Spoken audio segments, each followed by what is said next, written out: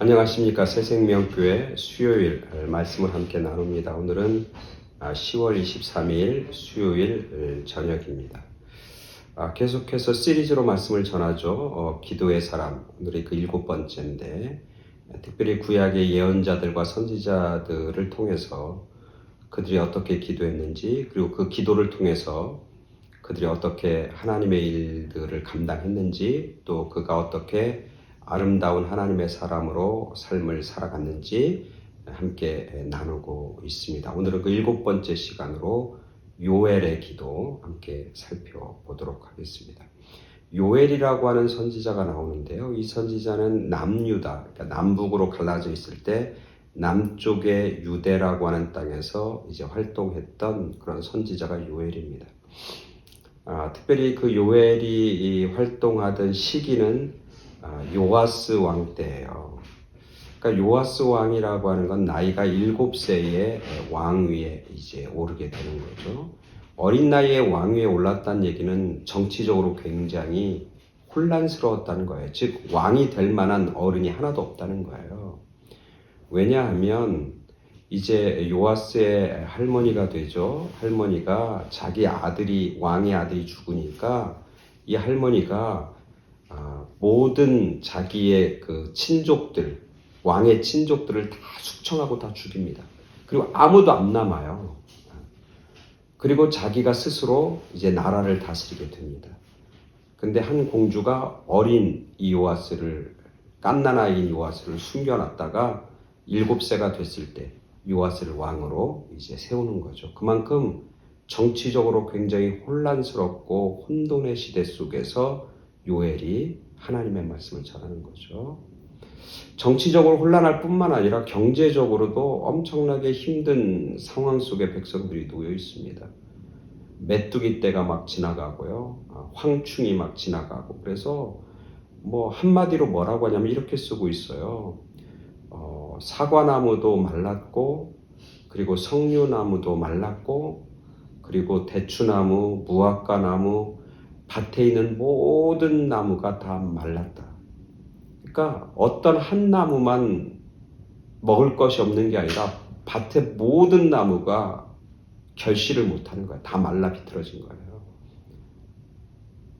먹을 게 없다는 거죠. 뭔가 기대할 게 없다는 거예요. 그래서 마지막에 뭐라고 쓰면 이렇게 써요. 요엘서 1장에 보면 모든 나무가 다 시들었으니 그러므로 사람의 즐거움이 말랐도다. 나무의 열매가, 나무가 말라 비틀어진 것과 더불어 뭐가 말랐다고요? 사람들의 즐거움이 말라 비틀어졌어요. 말랐도다.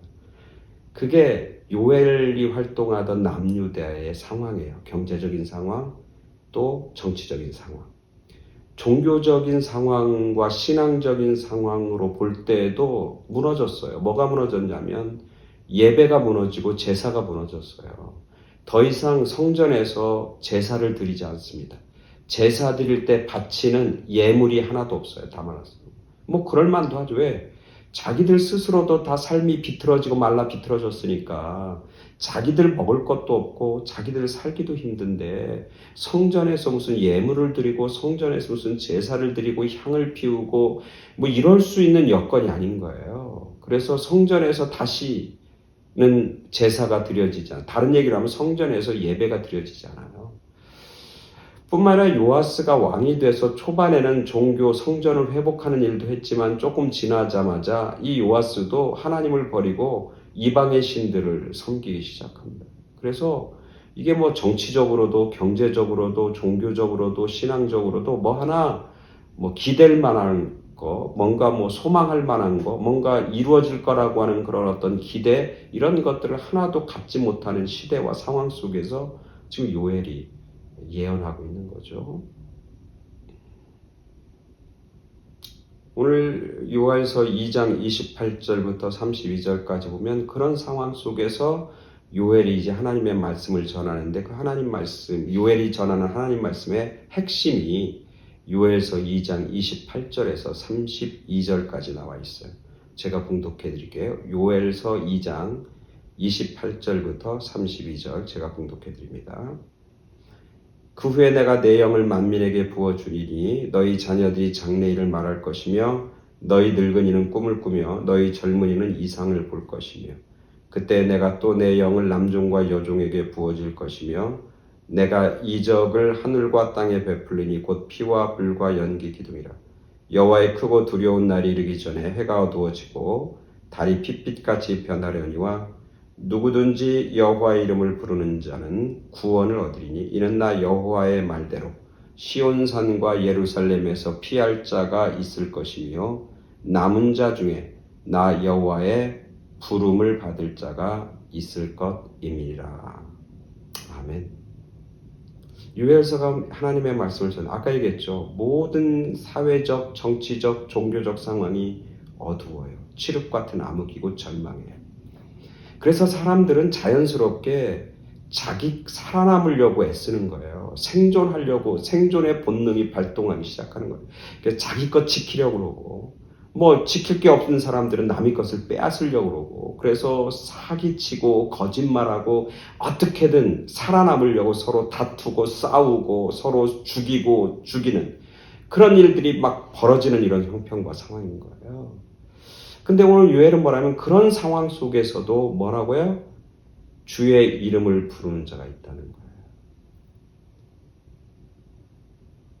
그 절망과 어두움 속에서 살아남으려고 혈안이 되어서 이리저리 다른 사람 등쳐먹고 사기치고 거짓말하면서 자기 몸 어떻게든 지키려고 하는 그런 시대와 그런 사람들 사이에서 오늘 요엘이 얘기하는 거 뭐냐면 여호와 이름을 부르는 자는 구원을 받는다.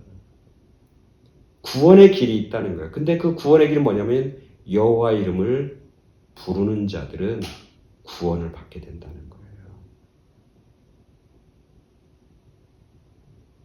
그들에게 뭐가 있다는 거예요? 절망이 아니라 소망이 있다는 거예요. 어둠인 것 같지만 어둠이 아니라 빛을 보게 될 것이라는 거예요.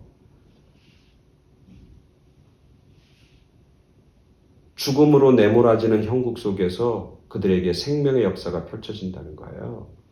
주의 이름을 부르는 자는 하나님께서 함께 하셔서 그들의 삶을 건져주시고 그들의 삶을 높여주신다는 거예요. 생명을 주시겠다는 거예요. 자기가 혈안이 돼서 막 살면서 어떻게든 자기 생명을 그렇게 사는 삶이 아니라 막 그러면서 그냥 먹고 사는 것만 급급한 거예요. 그래서 무슨 선하다는 것 생각지도 못하는 거예요.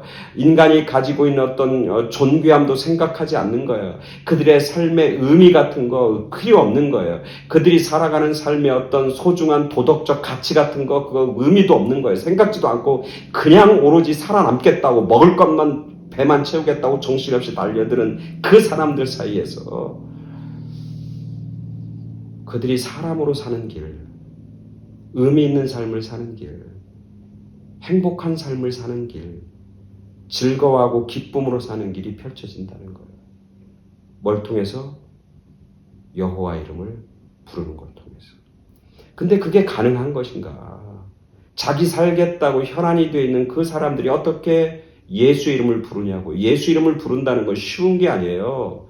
주님의 이름을 부르고 여호와 이름을 부른다는 건 쉬운 거예요. 그래서 로마서에서 뭐라고 이렇게 얘기하잖아요.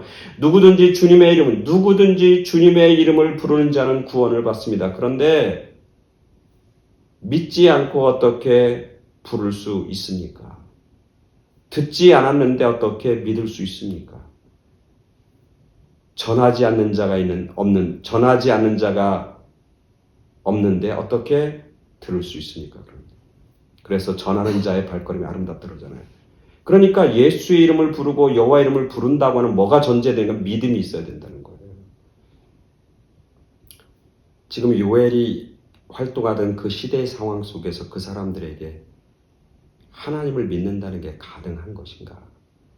하나님을 믿고 예수님의 이름, 여호와 이름을 부른다고 하는 게 과연 가능한 것인가?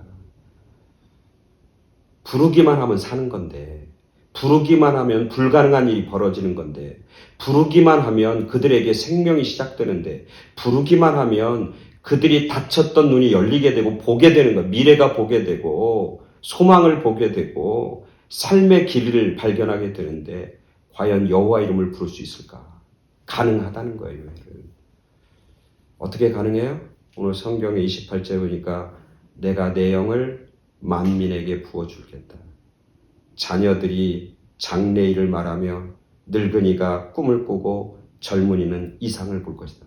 젊은이가 이상을 보고 늙은이가 꿈을 꾸고 자녀들이 미래의 장래의 소망을 얘기하는 것, 그건 하나의 현상이에요. 그것도 불가능한 일인데 그런 일이 벌어진다. 뭐가 임하면? 내 영이 너희 가운데 임하면, 하나님의 영이 임하면 그런 일이 벌어지는 거예요. 불가능한 일이 벌어지고 눈이 열려서 장래를 보게 되고 꿈을 꾸게 되고 그리고 예언을 하는, 이상을 품는 그런 일들이 벌어지는 거예요. 2절에도 내가 또 내 영을 남종과 여종에게 부어줄 것이다. 그렇게 얘기하는 거예요. 그러니까 하나님의 영이 임하면 하나님을 믿게 되는 것이고 그리고 주님의 이름을 부르게 되는 것이고 그 부름을 통해서 오늘 뭐라고 그래요? 나를 부르는 자는 나 여호와의 부름을 받게 되다. 내가 여호와 이름을 부르면 하나님께서는 그 부르짖음을 들으시고 그 부른 사람들 어떻게 불러주신다. 택해 주신다. 구원해 주신다. 선택해 주신다. 거룩하게 해 주신다. 살게 해 주신다. 복 주신다. 은혜 주신다. 이런 얘기예요. 여호와의 영이 임하면 그런 일이 벌어지는 겁니다. 그냥 내가 살겠다고 발버둥치는 그런 삶이 아니라 내 생각과 내 판단과 내 이성과 내 경험에 갇혀서 신앙생활하는 게, 내 감정과 내 어떤 그런 거에 의해서 우리가 살아가고 믿음 생활하는 그런 게 아니라 하나님의 영이 임하면 불가능한 일, 꿈꾸지도 않았던 일들이 벌어진다. 여호와의 이름을 부르는 자들. 오늘 우리들이 여호와의 이름을 불러야 돼요. 거기에 생명이 있고 구원이 있고 그리고 즐거움과 기쁨이 있고 놀라운 하나님의 기적의 역사가 그 이름을 통해서 드러나고 나타나게 되는 거예요. 누구의 이름을 부르는 게 중요해요. 누구의 이름을 부르는 거예요. 재밌는 얘기가 있잖아요. 큰 슈퍼마켓에서 어떤 아이가 엄마를 잊어버렸어요. 보니까 뭐 여기저기서 뭐 찾을 수가 없는 거예요. 그러니까 이 어린아이가 소리를 지릅니다. 뭐라고 소리 질렀겠어요? 엄마, 엄마. 그렇게 소리 지르지 않았다고 그래요. 이 어린아이가 지혜로 뭐라고 하냐면 자기 어머니의 이름을 부르는 거예요. 엄마의 이름. 김마마, 뭐, 임마마. 그러니까 사람들이 그 부르짖음에 엄마라고 하면 뭐 수많은 여자분들이 딱 쳐다볼 텐데 엄마의 이름을 부르니까 엄마가 귀에 쏙 들어오는 거야. 자기 이름을 부르니까. 그래서 찾게 되었다는 거야. 그러면서 야, 너 왜 내 이름을 불러? 엄마라고 부르면 수많은 엄마들이 다 찾아봐서 엄마를 구분해낼 수가 없잖아. 진짜 나에게 필요한 이름은 엄마라고 하는 이름이 아니라 그 엄마 이름 뒤에 있는 엄마의 진짜 이름이잖아. 그 이름 부르면서 그가 엄마를 되찾고 그 두려움과 불안을 이겨냈다라고 하는 거죠. 누구의 이름을 부르냐가 중요해요. 생명의 이름, 구원의 이름, 능력의 이름, 우리에게 즐거움과 기쁨을 전해줄 그 이름, 오직 여호와, 오직 예수 그리스도. 그 이름 외에 구원받을 이름을 하나님은 이 땅에 주신 적이 없습니다. 말씀하고 있는 것이죠. 오늘 유혜서가 얘기하는 거죠. 오늘 우리들도 기도라는 게 뭡니까? 주님의 이름을 부르는 거예요. 여호와 이름을 부르는 거예요. 여호와 이름을 부르면 하나님께서는 그 부른 자들을 기억하시고 그 부른 자를 뭐한다가 불러주신다. 은혜 주시고 복 주시고 그리고 승리케 하여 주신다. 약속하고 있는 것이죠. 오늘 우리들이 기도함으로 정말 주님의 이름을 부르는, 간절히 사모하며 부르는, 그래서 우리의 삶이 소망으로, 우리의 삶이 승리로, 우리의 삶이 복된 삶으로 나아가는 그런 저와 여러분 모두가 되길 간절히 축원합니다. 아멘. 감사합니다.